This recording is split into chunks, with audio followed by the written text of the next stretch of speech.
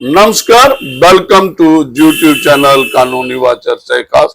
लेकिन आज कानून की बात होगी, कानूनी चर्चा होगी और आज टॉपिक हमारा रहेगा recent supreme court of India के जजमेंट जो 11 मार्च 2026 यस्टरडे डिलीवर की है जो डिवीजन बेंच ने। तो डिवीजन बेंच में जो थे जस्टिस जेवी पारदीवाला और उनके साथ जस्टिस के विश्वनाथन थे। तो मैटर क्या था? तो आपने एक टर्म सुनी होगी, मेडिकल टर्म, आज क्योंकि मेरे साथ डॉक्टर साहब भी हैं। तो ये यूथेनेशिया, ये एक ईशा मृत्यु की बात।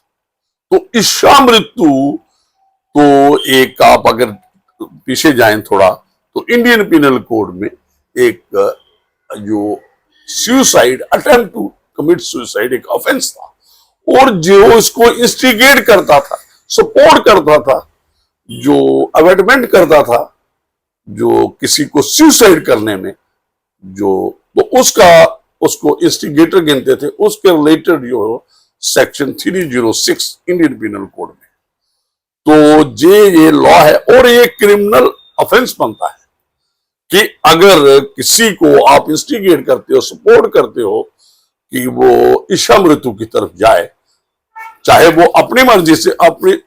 अभी आस्ता आस्ता जो कानून जो सुप्रीम कोर्ट ऑफ इंडिया ने जे काफी इस पे जजमेंट्स हैं, तो और किस सिचुएशन में ईशा मृत्यु ली जा सकती है या दी जा सकती है, जे प्रिंसिपल ले डाउन की है, गाइडलाइंस की हैं, जो हम जजमेंट भी रेफर करेंगे आगे। तो मैं सबसे पहले, आगे डिस्कशन रहेगी, सबसे पहले डॉक्टर साहब को कहूंगा ये जो टर्म है, ये मेडिकल टर्म, क्योंकि आप डॉक्टर हैं और काफी एक्सपीरियंस हैं, तो इसके बारे में यूथेनेशिया के बारे में बताइए।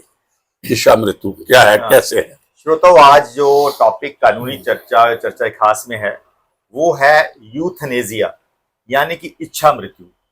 श्रोताओ, यूथनेजिया एक मेडिकल टर्म है जिसका मतलब है कोई भी आदमी अपनी मर्जी से अपनी जान ले सकता है, लेकिन ये कानूनी अपराध है।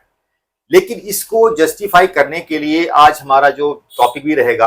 और यूथनेजिया दो प्रकार का होता है। एक होता है पैसिव यूथनेजिया, जो कि हमारा आज का टॉपिक है, जिसकी जो लैंडमार्क जजमेंट है 2 डिवीजन बेंच की।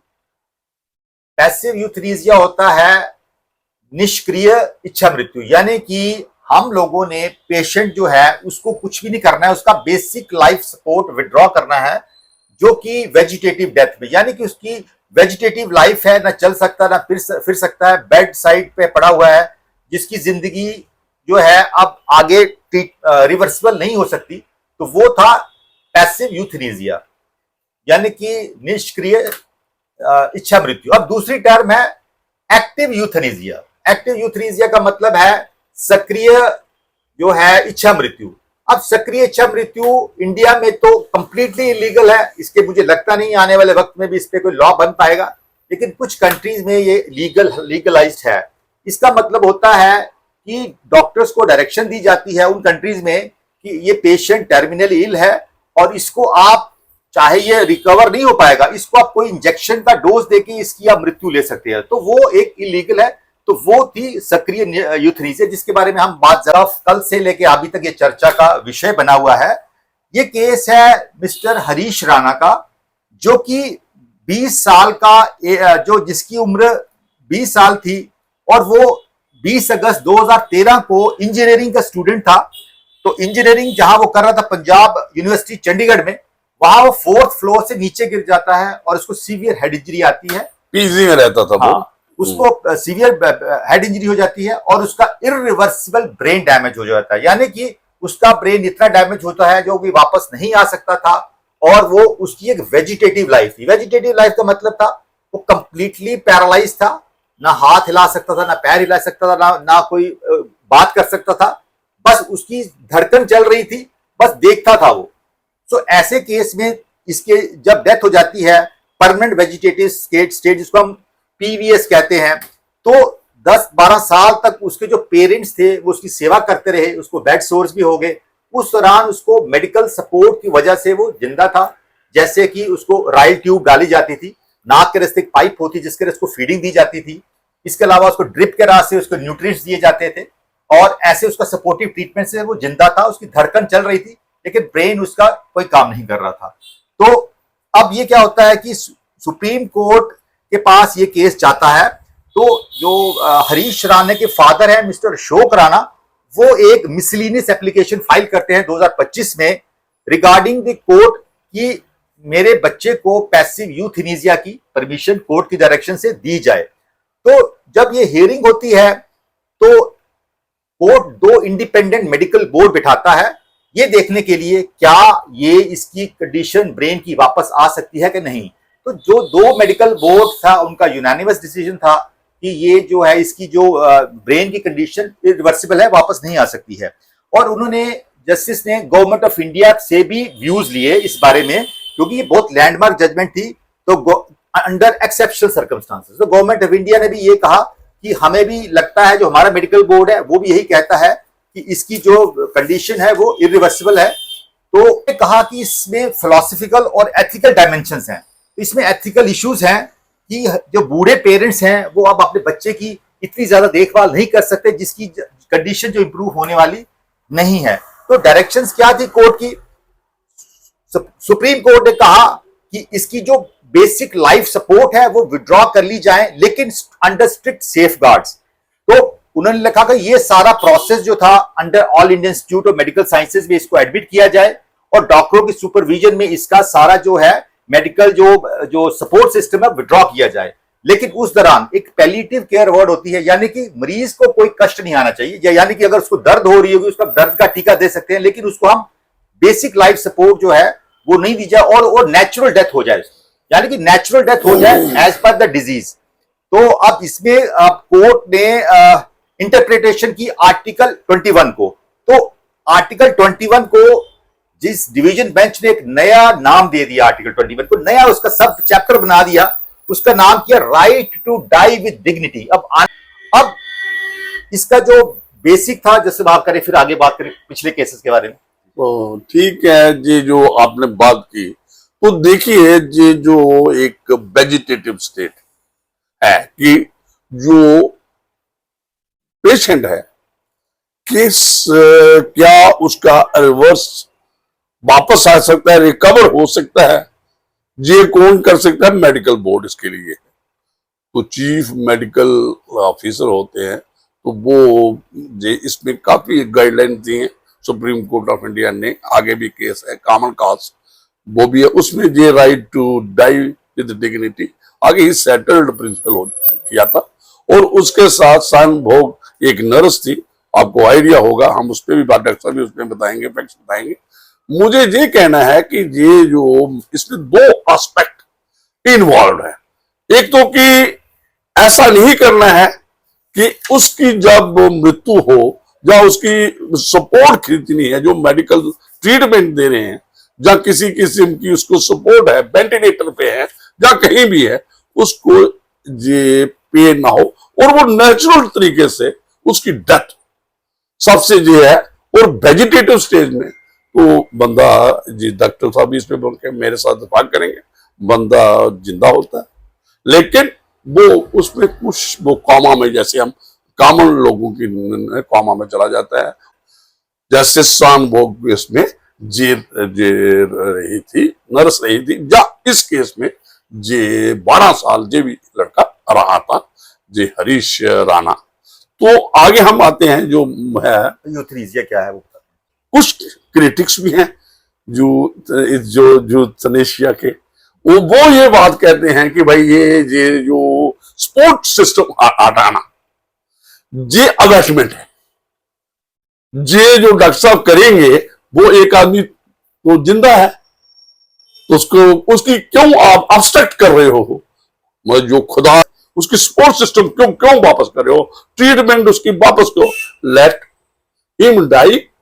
और एक्स्ट्रा जो आप, जैसे डॉक्टर साहब ने कहा, एक्टिव जो सपोर्ट है वो आप इंजेक्शन देके वो उसको वो एक्टिव जो यूथनेसिया में आता है, वो इंडिया में जैसे डॉक्टर साहब ने बता दिया है, इसमें मैं जाना नहीं करूंगा। लेकिन पैसिव जो है, तो देखिए ये होता क्या है, एक ठीक है बहुत मुश्किल है एक पेरेंट के लिए, जो पेरेंट्स हैं उसके अपने बच्चों को अपने सामने जो तो जो कुदरत का एक है, तो इतनी कितना देर उसको जो मेडिकल ट्रीटमेंट और है, पर सारा टाइम जो उनकी एक अर्निंग है, हमारा ट्रेडिशनल सोसाइटी है, हम सारी जो एग्रीकल्चर इनकम है और इसकी बैकग्राउंड भी जो ये लोग हैं इनकी भी कोई ज्यादा बैकग्राउंड नहीं थी, तो और इन्होंने देखा कि यार हम इसकी सेवा करते हुए ट्रीटमेंट करते हुए 12 साल, तो हम अभी ये थोड़ा सा और इसमें प्रकाश या रोशनी डालना चाहूंगा प्लीज। श्रोता, यूथनीजिया जैसे हमने बताया इच्छा मृत्यु, जैसे बताया पहले बता चुका हूं, 2 प्रकार की होती है। पैसिव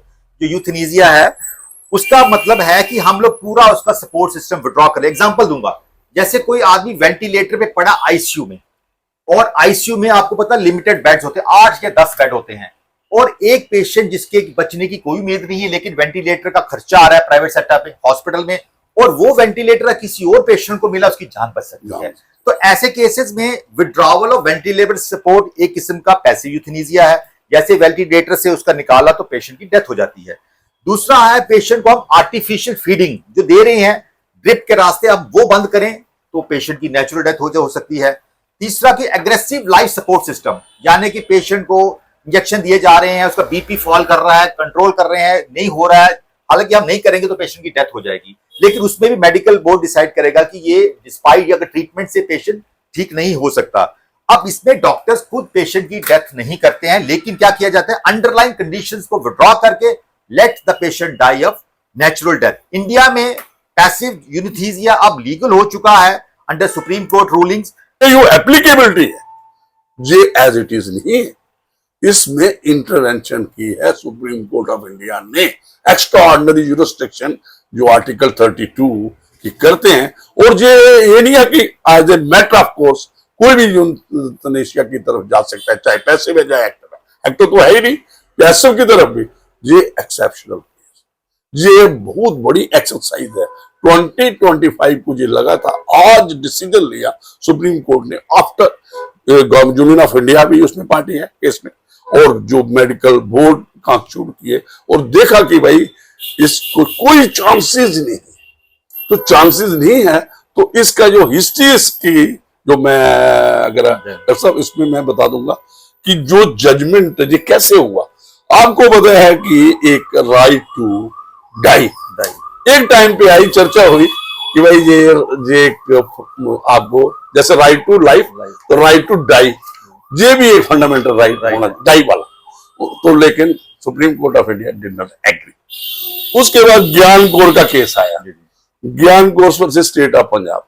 उसके बाद ये जो केस जो है जो सही में अरुणा शहनबाज में गाइडलाइन दी थी, सुप्रीम कोर्ट ने नहीं माना था कि भाई इसके लिए, पैसे भी नहीं माना था। अपने पूरी पहले सुन लो फिर मैं आगे।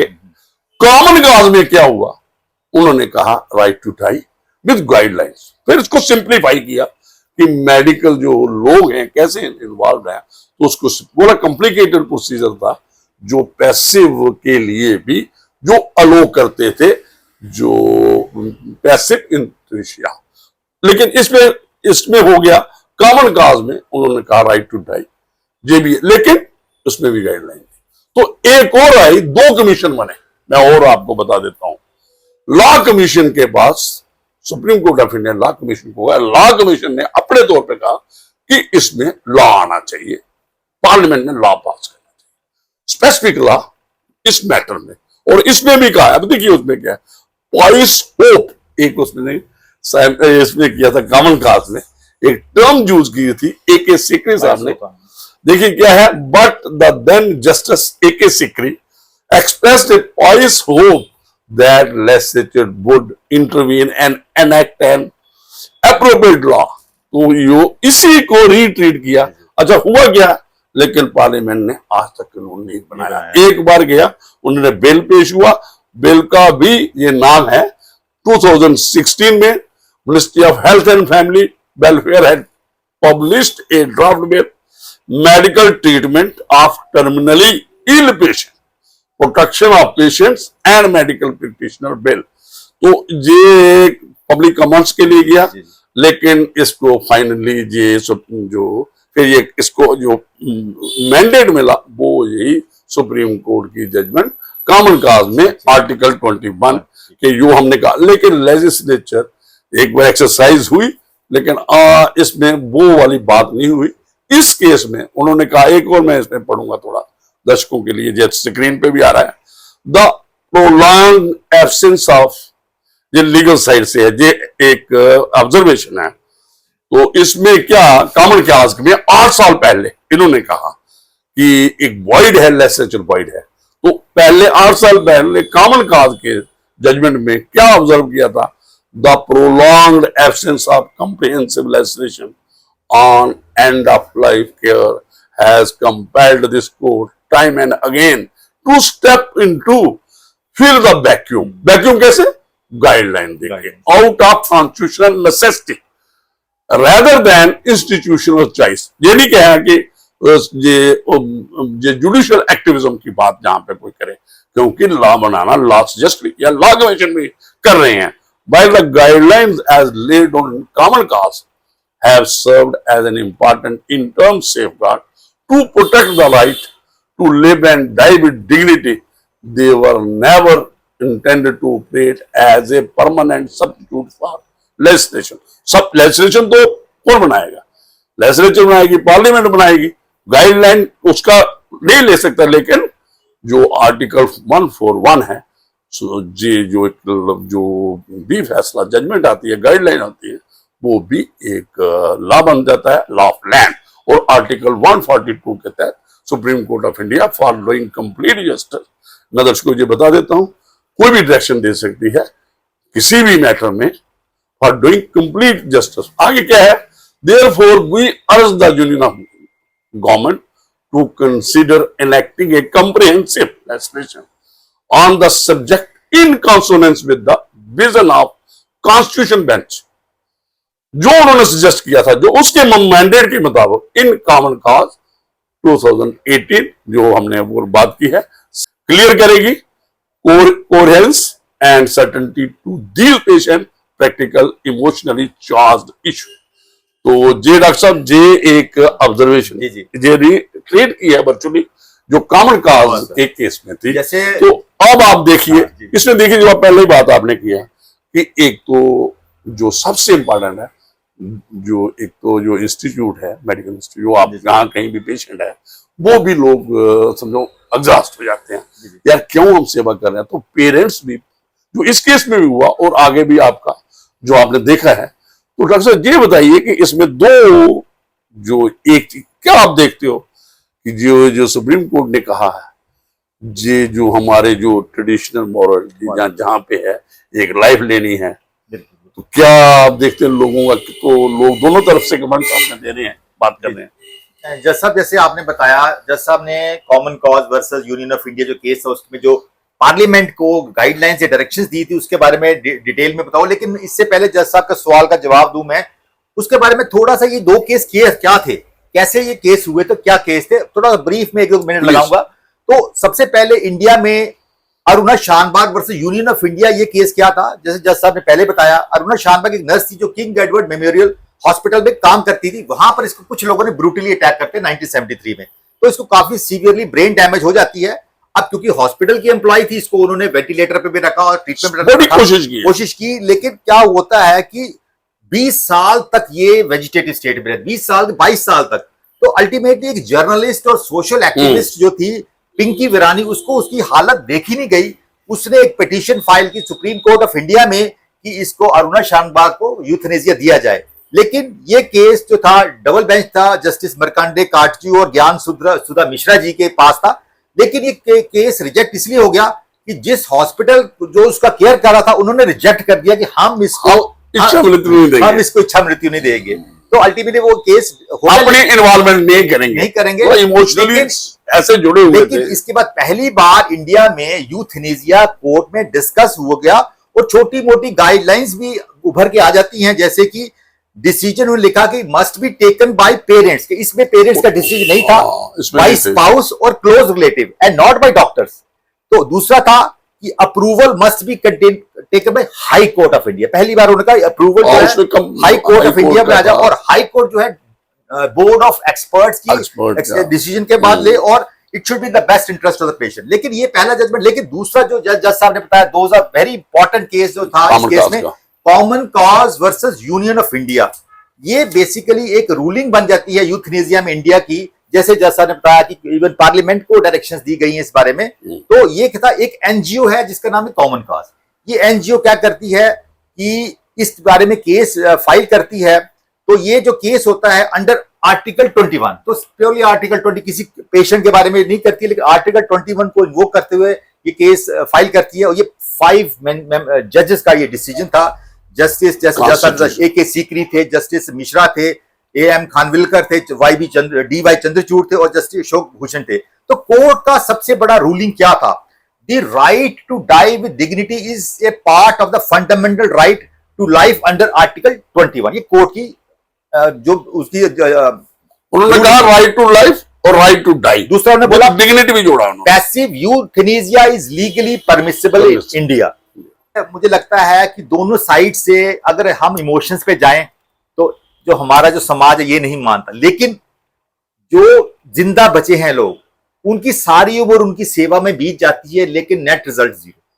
और अल्टीमेटली वो पेशेंट की आप कहते हो कि प्रैक्टिकल होना चाहिए। प्रैक्टिकल होना चाहिए, बिल्कुल प्रैक्टिकल होना चाहिए कि, और देखिए ठीक है आपकी बात, जो मेडिकल इंस्टीट्यूट है, हॉस्पिटल है, वहां ओवर क्राउडेड भी है, और जहां पे रिवर्स है ही नहीं तो वो पेशेंट भी देखते हैं, खर्चा आता है। और 12 साल जो आपने सैनबोग का बात की, जहां पे भी वैसे है, तो ठीक है, इमोशंस भी हैं, लाइफ है, हम नहीं ले सकते, लेकिन ये भी है कि भाई चांसेस ही नहीं। मेडिकल जो प्रैक्टिशनर्स हैं उनकी रिपोर्ट है, बोर्ड की है, तो फिर बंदे को क्यों आप उसको जो जैसे आपने कहा बेड के वो हो जाते हैं, बेड सोर हो जाते हैं, जहाँ किसी किस्म का वो बेचारा तो उसमें भी रहता है और वो कॉमा में है, किसी से बात ही नहीं कर सकता, हिल चल ही नहीं सकता, तो उस लाइफ, वो मुझे लगता है कि लाइफ नहीं है वो। आपने जैसे कहा पैसिवली तो उसके साथ चल रहे हैं कहीं, जब कुछ चल रहा है, तो वो लाइफ भी मुझे लगता है कि एक आपसे कह सकते हो कि यूजलेस है, क्या फायदा है। तो ये जो ऐसा केस था जो आज हमने डिस्कस किया रिगार्डिंग जो हरीश राणा का, ये एक इंटरैक्शन था between medicine, between law, between ethics and human dignity. Constitution में अब ये रिफर्म हो गया, डाई विद डिग्निटी अब कॉन्स्टिट्यूशन का पार्ट हो चुका है, लेकिन नहीं एक्सेप्शनल केसेस में सुप्रीम कोर्ट की गाइडलाइन के मुताबिक।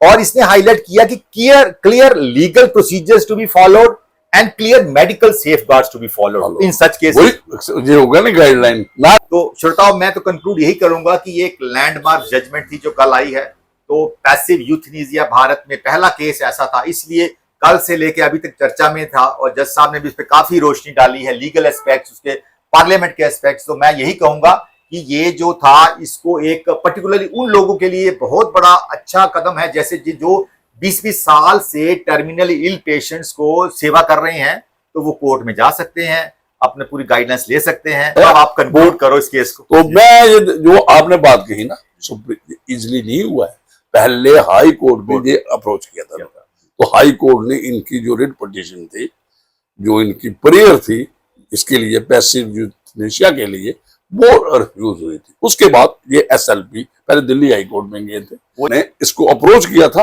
और हाई कोर्ट को जुरिस्डिक्शन है रिट पिटीशन 226 में कि वो कोई भी डायरेक्शन दे सकता है, सिचुएशन डिपेंड्स अपॉन। तो जे फिर उसके बाद जे सुप्रीम कोर्ट ऑफ इंडिया में ये जो हम क्रक्स यही है कि ठीक है, और जो आर्टिकल 21 एक्सपेंड किया गया जी कॉमन कॉज में, और इसको रीट्रेट किया गया इसमें, लेकिन ये एक्सेप्शनल मैटर्स है, जहां बिल्कुल लाइफ जो है कि रिवाइवल का कोई चांस नहीं है और कोई उसमें वो बात नहीं है, तो उसमें आप कह सकते हो कि भाई इस चीजों को उस टाइम में एक्सेप्शनल केसेस में ये जो अदरवाइज ये as a matter of course, जहां ये वो लॉ नहीं हो गया कि राइट टू डाई, अब कोई भी मर जाए अपनी मर्जी से, वैसा नहीं। ये प्रोसीजर एस्टेब्लिश बाय लॉ है, लाइफ का लेना और देना, वो जैसे जो आर्टिकल 21 इसकी नस्बत बात करता है।